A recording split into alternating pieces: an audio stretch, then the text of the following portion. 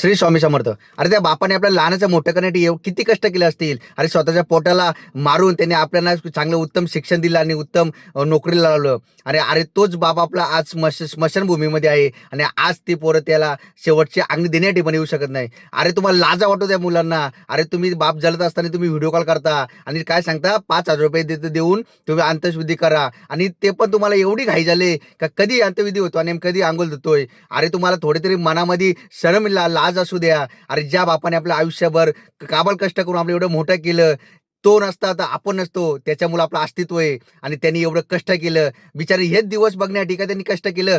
अरे लाज वाटू द्या तुम्हाला. माझं सांगण्याचं तात्पर्य एवढंच आहे. अरे मित्रांनो, तुम्ही पैसा कमी कमवा, पण आपल्या आई-वडिलांसोबत शेवटपर्यंत मरेपर्यंत त्यांच्यासोबत राहा. जेणेकरून त्यांची पुण्याई आणि त्यांचा आशीर्वाद आपल्या सोबत राहील. एवढा हलाखीचं जीवन आणि हलाखीचं तलाली त्यांना कधीच देऊ नका. श्री स्वामी समर्थ मित्रांनो.